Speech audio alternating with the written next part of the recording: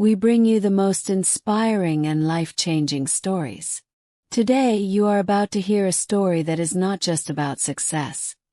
It is about struggle, pain, determination, and the power of never giving up.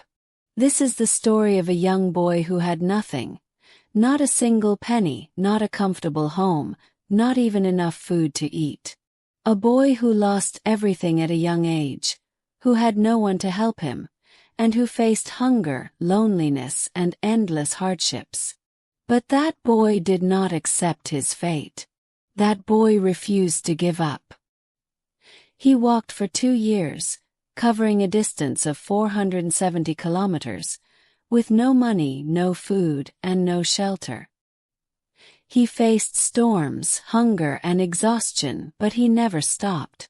That boy later became the founder of the world's most powerful luxury brand, Louis Vuitton. How did he do it? How did a homeless, hungry boy become the creator of a billion-dollar empire? How did he turn his pain into power and his struggles into success? Everything in this story is true. Every struggle, every success, and every detail. Watch the full story to truly understand the journey from nothing to ultimate luxury. Trust me, you won't regret it. This story isn't just inspiring. It's a powerful way to improve your English with engaging storytelling, rich vocabulary, and real-life lessons. You'll learn naturally while enjoying an incredible journey. Now let's begin from the very start.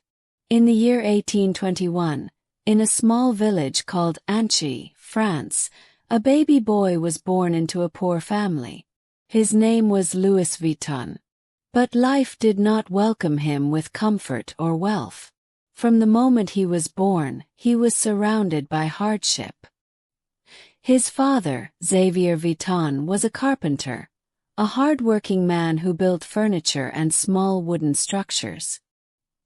His mother, Corinne Gallard, was a hat maker who spent her days sewing hats for local women.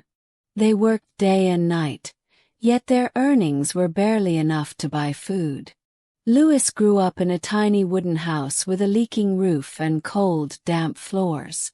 Winters in Anchy were brutal. Snow covered the village for months, and cold winds made life even harder. There was no heating, no warm blankets, and no comfortable bed. Louis and his family had to survive with whatever they had.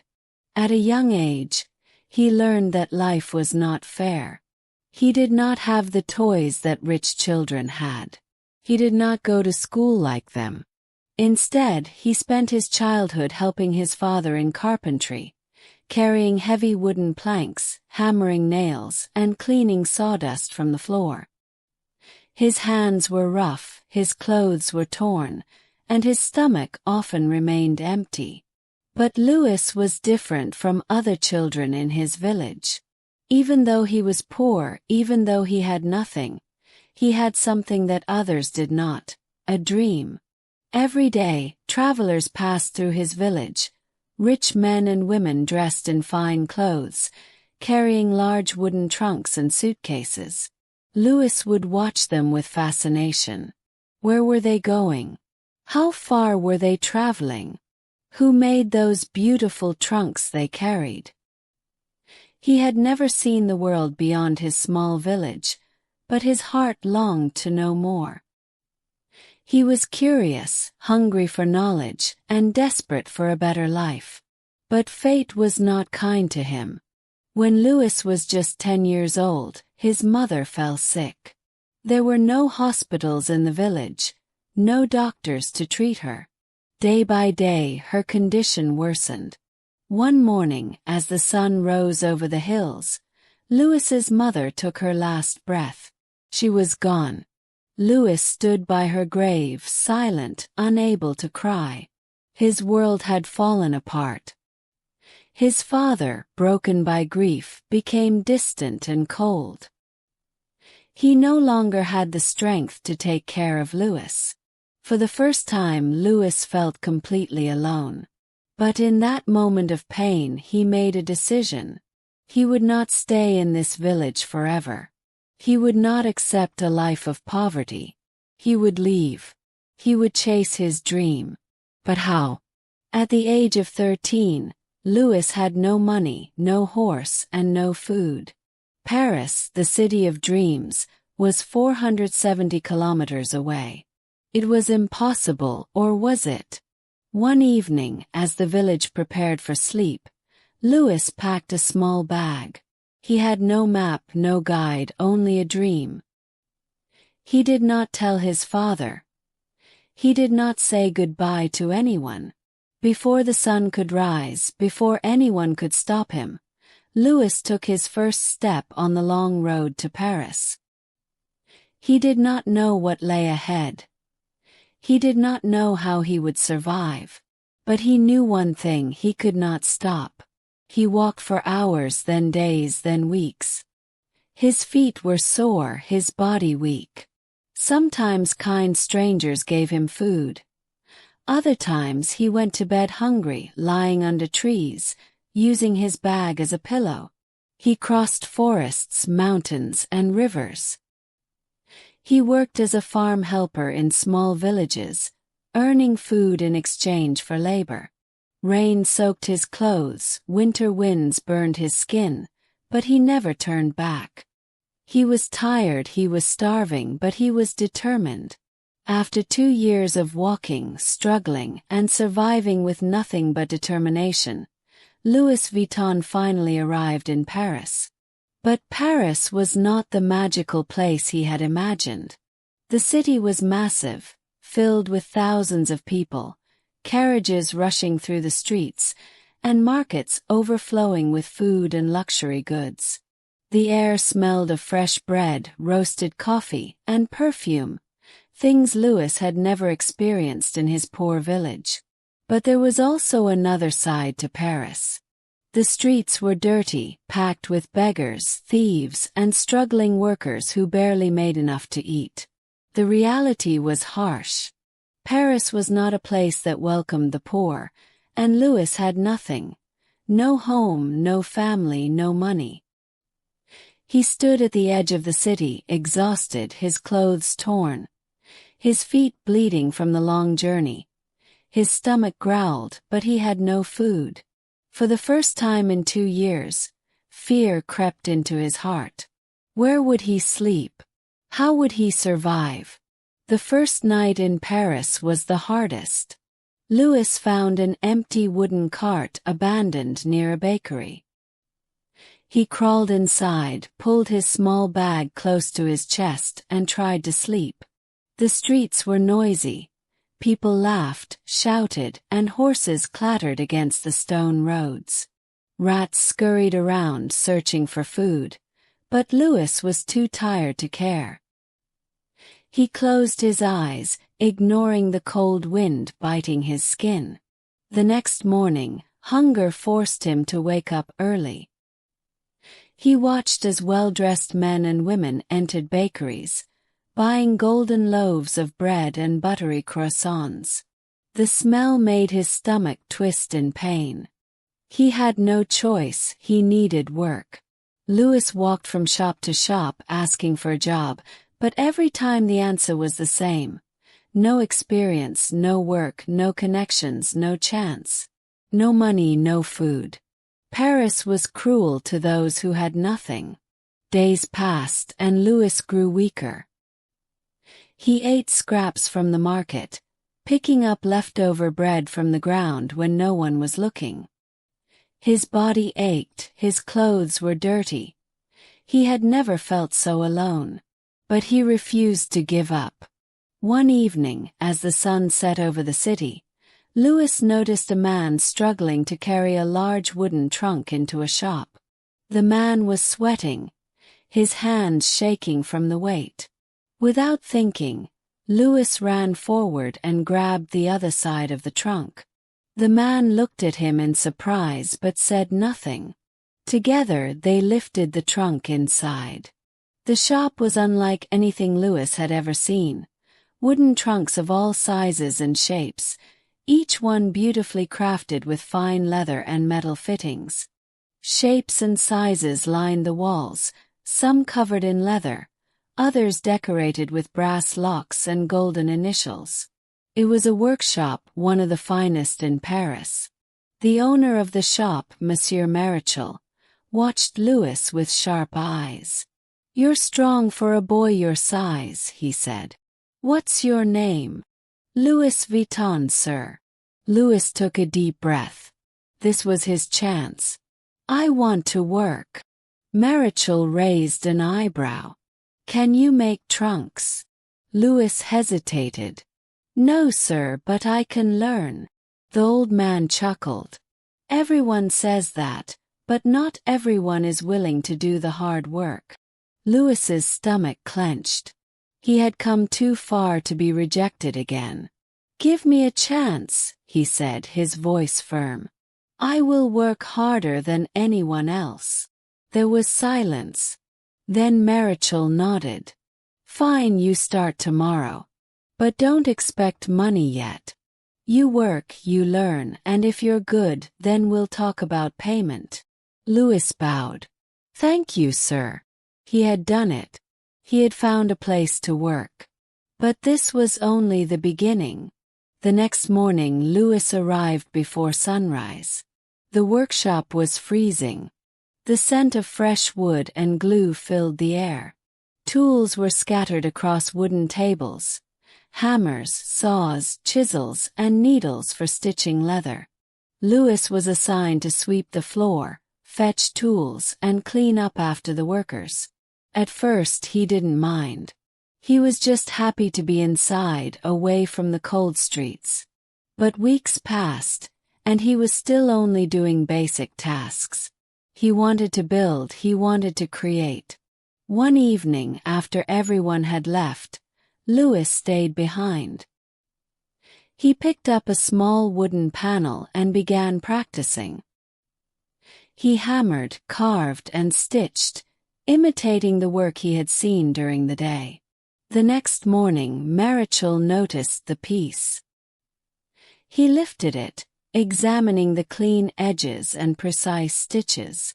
"Did you make this?" he asked. Louis nodded, nervous. Marichal didn't smile, but he didn't scold him either. "From now on, you stay after work. I'll teach you." That night, Louis worked harder than ever. He learned how to shape wood, how to select the best leather, how to stitch with perfection. He watched the master craftsmen, memorizing their every move. Months turned into years. He was no longer just an apprentice. He was becoming a craftsman, and people started to notice. By the time Louis was 20 years old, his hands were no longer those of a poor village boy. They were the hands of a skilled artisan. He was faster than the other workers, more precise in his craftsmanship, and more creative with his designs. Nobles and wealthy customers began requesting him by name. "I want my trunk made by Vuitton. That boy makes the finest trunks in Paris." His reputation grew. He was no longer just a poor worker. He was someone valuable. One day, a woman entered the shop. She was elegant, wearing a luxurious silk gown and a pearl necklace, but it was her name that changed everything. She was Empress Eugenie, the wife of Napoleon III, the ruler of France.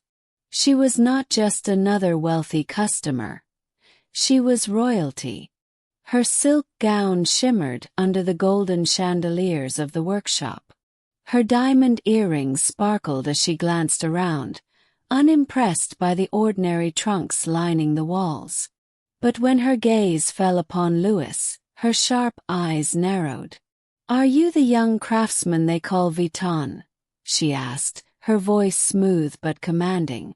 Louis swallowed hard. He had worked for years perfecting his skills, but nothing had prepared him for this moment. "Yes, Your Majesty," he replied, bowing slightly. She studied him for a moment, then turned to Monsieur Marichal, the workshop's owner. "I need a trunk, but not just any trunk," she said. I travel often, and my trunks are too heavy, too impractical. I want something elegant yet functional, something no one has ever seen before. Louis's mind raced. This was his chance. If he impressed the Empress, his name would spread through the entire country. But if he failed, he would lose everything. Louis had seen the problems with traditional trunks. Back then, travel trunks were bulky, round-topped, and difficult to stack. They were covered in thick leather, making them heavy and impractical. Most importantly, they were not designed for modern travel. But Louis had an idea, something that had never been done before. He stepped forward, his hands slightly trembling. Your Majesty, what if I create a trunk that is light, elegant, and stackable? He said. A flat-topped trunk covered in waterproof canvas instead of leather. It will be durable, easy to carry, and perfect for your travels. Silence filled the room. Marichal looked at Louis as if he had lost his mind. No one had ever dared to change the traditional design of a trunk. But Empress Eugenie tilted her head, intrigued. A flat-topped trunk, canvas instead of leather, she repeated. That is interesting. Can you do it? Louis's heart pounded. Yes, Your Majesty. I will create a trunk unlike any other. A small smile played on her lips. Then do it, Vitan. Impress me. For weeks Louis worked day and night. He knew this was his moment to prove himself, not just to the Empress, but to the entire world. First he designed the frame. Instead of using the usual thick, heavy wood, he chose poplar wood, which was lightweight yet strong. Next, he replaced the traditional rounded top with a flat surface. This simple change allowed trunks to be stacked neatly, making them perfect for long journeys. But the biggest innovation was the material. Instead of using leather, Louis experimented with a waterproof Trianon canvas, a light gray, durable fabric that resisted moisture and stains. It was unlike anything seen before. Days turned into weeks. Louis barely slept. His hands were covered in cuts and glue. He skipped meals, too focused on making the perfect trunk. When the final piece was ready, it was breathtaking. The canvas shimmered under the light, smooth and elegant. The brass locks gleamed, securing the trunk tightly. The craftsmanship was flawless. It was not just a trunk, it was a masterpiece. The day of the presentation arrived. Louis stood in the grand hall of the Empress's palace, his heart pounding. Nobles and high-ranking officials whispered as they glanced at him, unimpressed by the young craftsman in simple clothes. The Empress entered, her gown flowing behind her like water. Her eyes fell on the trunk. For a long moment she said nothing. Then she reached out, running her fingers over the smooth canvas. She inspected the locks, the stitching, the finish. Everyone held their breath. Finally she looked at Louis. Vitan, she said, this is extraordinary. Murmurs spread through the room. Marichal, who had once doubted Louis, stared in shock. From now on, the Empress continued, you will be my personal trunk maker. It was done. Louis had won the trust of the most powerful woman in France. And in that moment, everything changed. The Empress's endorsement was more than just an honor. It was an opportunity. Suddenly, the elite of Paris wanted Vuitton trunks. Aristocrats, politicians, and wealthy travelers all placed orders. But there was a problem. Louis was still just a worker in Marichal's shop. No matter how talented he was, he would always be under someone else's control. He needed to break free. So, after years of loyalty, Louis made the boldest decision of his life. He left the workshop and started his own business. With the little money he had saved, about $1,000 in today's value, he rented a small space in Paris. The shop was modest, with only a few tools and a single workbench, but it was his. He hung a wooden sign outside, Louis Vuitton Maletier, trunk maker. It was official. He was no longer just a poor village boy. He was a business owner. Starting a business was not easy. The first few months were brutal. Louis had no employees, no big factory, no safety net. Every trunk he made was handcrafted by him alone. He worked from sunrise to midnight, barely stopping to eat. And then disaster struck. A massive war broke out in France, the Franco-Prussian War. The streets of Paris turned into battlefields. Wealthy customers fled the city. Factories shut down, businesses collapsed. Suddenly, no one was buying luxury goods. Louis's shop, which had been growing, now stood empty. The orders stopped, the money stopped. He was on the edge of bankruptcy. For months, he fought to keep his business alive. He sold some of his tools, cut down on materials, and worked harder than ever. But no matter how much he tried, he was running out of time. If things didn't change soon, he would lose everything he had built. Then, just when all hope seemed lost, something unexpected happened. The war ended, and when peace returned, a new era began. People wanted to travel again. They wanted style, elegance, and innovation, and they wanted Louis Vuitton trunks. Orders flooded in. His shop, which had been nearly abandoned, suddenly became the most talked about business in Paris. But Louis didn't just rebuild. He expanded. In 1871, he opened a brand new workshop in Asnières, just outside. They influenced fashion trends and the desires of society. If aristocrats and high-status travelers used Vuitton trunks, everyone else would dream of owning one too. And there was another reason. Rich customers did not argue about price. They only cared about exclusivity. Louis never tried to sell to the masses. He focused on a few elite clients who were willing to pay top dollar for something unique and handcrafted. This strategy worked like magic. Soon, not only nobles but also bankers, businessmen, and world travelers started ordering Vuitton trunks. Owning a Louis Vuitton trunk was no longer just about travel. It was a status symbol. Louis Vuitton had built an empire, but his journey ended in 1892 when he passed away, leaving his son, George Vuitton, in charge. Before passing away, Louis called George to his side and gave him one final lesson. Never sell cheap, never sell to the masses. Our name must always stand for the best. If the world changes, we must change with it, but never lose what makes us special.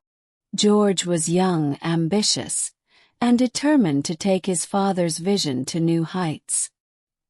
He expanded Louis Vuitton beyond travel trunks, introducing handbags, cutlery bags, and luxury minibars that changed the world of high fashion. As his business grew, copycats appeared. Cheap imitations of his designs started flooding the market. Customers were being tricked into buying fake Vuitton trunks. Louis knew he had to protect his brand. He introduced the LV monogram in 1896 to stop counterfeits, making Louis Vuitton a name that only the wealthy could afford. Under George, the brand didn't just survive. It dominated the luxury market. But nothing lasts forever. George was aging. The empire was growing too big for one man. The world was changing fast. Automobiles, airplanes, and a new era of fashion were emerging. For decades, George had worked endlessly to expand the Louis Vuitton brand. He introduced leather handbags and accessories that became a status symbol. He opened stores internationally, making Louis Vuitton a global name. He protected the brand's exclusivity, ensuring that LV remained a luxury reserved for the elite. But in the 1930s, George faced his greatest challenge yet. His health began to fail. Years of stress, constant innovation, and global expansion had taken a toll on his body. By 1936, George Vuitton passed away, marking the end of an era. The question now was, who would continue the empire? This was when Gaston Louis Vuitton, George's son, stepped forward. Gaston Louis Vuitton had grown up surrounded by luxury, design, and craftsmanship. From a young age, he had watched his father expand the brand, and now it was his turn. But the world was different now. The Great Depression, 1929 to 1939, had destroyed businesses worldwide. The rise of automobiles and airplanes meant that traditional travel trunks were losing their importance. The fashion industry was changing. People wanted more than just luxury luggage. Would Louis Vuitton survive this new era? Gaston knew that if the company didn't adapt, it would die. So he made bold moves. 1. Expanding beyond travel bags. Under Gaston Louis Vuitton, he introduced small leather goods, purses, and accessories. 2. Creating luxury handbags. He focused on high-end handbags that weren't just for travel but could be used in everyday fashion. 3. Innovating in design. He experimented with new styles, making Louis Vuitton more fashion-forward. But before he could push his vision further, World War II erupted, putting everything at risk. During World War II, 1939 to 1945, France was occupied by Nazi Germany. The country was in chaos. Businesses were shutting down, and luxury brands were struggling to survive. Gaston Louis Vuitton had to make a choice. Either close the business or find a way to keep it running. To survive, Louis Vuitton worked with the German-occupied French government. This was a controversial decision, and for years, this part of Louis Vuitton's history remained hidden. It wasn't until decades later that reports revealed the brand's ties to the Nazi government. But despite the war, Louis Vuitton survived, and when the war ended, Gaston Louis focused on rebuilding the brand's image. But this wasn't easy. After World War II, Europe was in economic ruins. The luxury market was weak, and people weren't thinking about expensive handbags or designer luggage. But Gaston knew one thing. The rich always find a way to stay rich, even in difficult times. The wealthy elite still wanted luxury. So Louis Vuitton focused on exclusive, high-quality products that only the wealthiest people in the world could afford. This strategy worked, and by the 1950s, Louis Vuitton was back on top. During this time, Louis Vuitton introduced some of its most famous handbags, including the Speedy bag, designed for fashionable women on the go. The Keep All bag, a stylish, modern alternative to traditional luggage, and the No bag, originally made for carrying champagne bottles in luxury. Louis Vuitton was no longer just a travel brand. It had become a fashion icon. But Gaston Louis was getting older. Who would take the empire into the next generation? By the 1960s, Louis Vuitton had grown into one of the most respected luxury brands in the world. But the world was moving faster than ever. New fashion trends were emerging, the wealthy class was expanding, competition in luxury was increasing.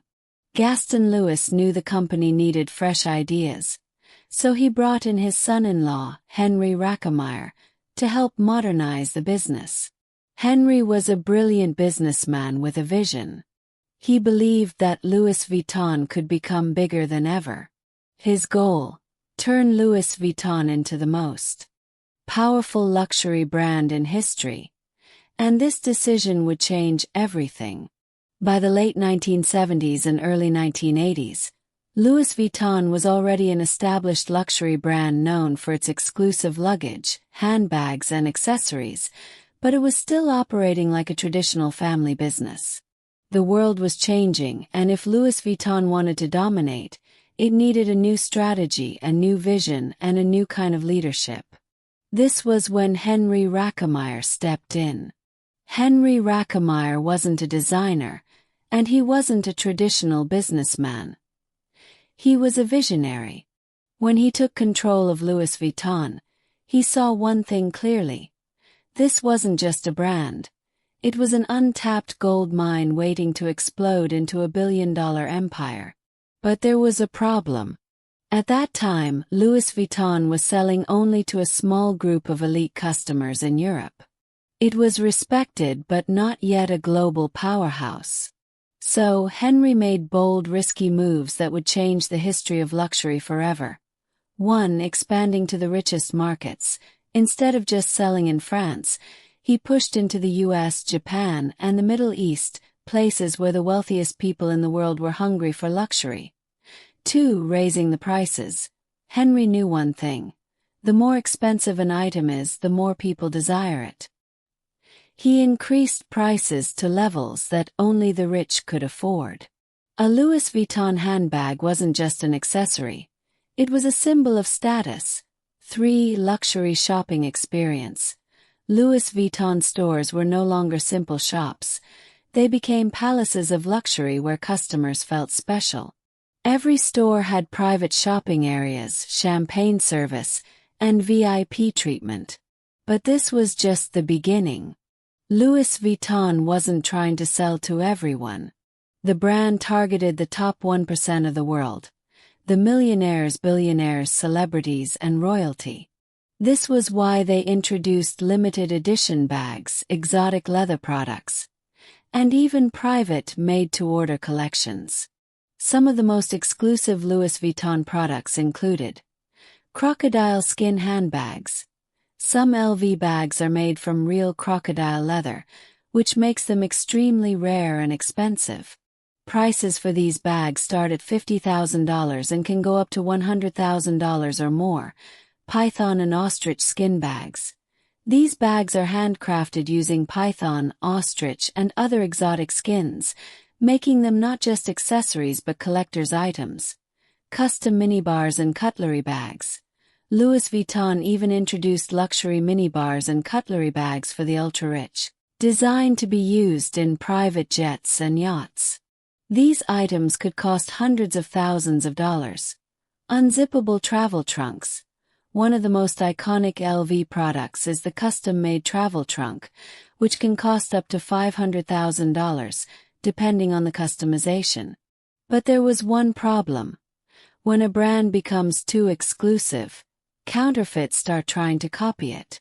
As Louis Vuitton's popularity grew, fake LV bags flooded the market. In the 1980s, knockoff versions of Louis Vuitton handbags were being sold on the streets of Paris, New York, and Tokyo. This was a huge threat to the brand's image. If everyone had a Louis Vuitton bag, it wouldn't be special anymore. So, Henry Rackemeyer launched one of the biggest anti-counterfeiting campaigns in history. Louis Vuitton hired special teams of investigators to track down and shut down counterfeit factories. They worked with governments to pass strict anti-counterfeiting laws. They introduced special security features in their products to make them harder to fake. But Henry knew that to truly dominate the market, Louis Vuitton needed to become more than just a luggage brand. So he made a historic move. In 1987, Henry Rackemeyer made a game-changing decision. He merged Louis Vuitton with Moët and Chandon, a luxury champagne brand, and Hennessy, a premium cognac brand, to create LVMH, Louis Vuitton Moët Hennessy. This was brilliant because now Louis Vuitton wasn't just a fashion house. It was part of the world's biggest luxury group. With this merger, LVMH controlled dozens of luxury brands, expanded into fashion, jewelry, cosmetics, and alcohol, and became the richest luxury company in the world. But Henry Rackemeyer didn't get to enjoy his empire for long. As LVMH grew, a new player entered the scene, a young businessman named Bernard Arnault. Arnault was hungry for power. He saw that LVMH was a golden opportunity, and he wanted to take control. In 1989, he used aggressive business tactics to push Henry Rackemeyer out and took full control of LVMH. This move was controversial, but it made Bernard Arnault the most powerful man in luxury fashion. Once he had full control, Bernard Arnault transformed LVMH into a financial powerhouse. He expanded into new markets like China, Russia, and India. He bought luxury brands like Dior, Givenchy, and Fendi, making LVMH the most powerful fashion group in the world. He introduced super high-end products with prices reaching millions of dollars. Today, under Bernard Arnault, LVMH is worth over $500 billion, making it the richest luxury company in the world. Arnault himself is often ranked as the richest person on earth, with a net worth of over $200 billion. Today, Louis Vuitton represents exclusivity. Owning an LV bag means you've made it in life. Luxury craftsmanship. Every Louis Vuitton product is handmade by the best artisans in the world, a status symbol. Whether it's a handbag, luggage, or a custom minibar, Louis Vuitton is the ultimate sign of wealth. Even after 170-plus years, Louis Vuitton remains the most powerful luxury brand in the world. And it all started with one young man, Louis Vuitton, who had nothing but a dream. Louis Vuitton's story is a lesson in determination, vision, and risk-taking. From a poor boy in a small village to the biggest luxury empire in the world, Louis Vuitton proves that hard work and innovation can change everything. Every step, from handcrafting trunks to creating billion-dollar handbags, was built on excellence and exclusivity. And even after wars, economic crises, and battles for control, Louis Vuitton has stood the test of time. This is more than a brand. It's a legacy.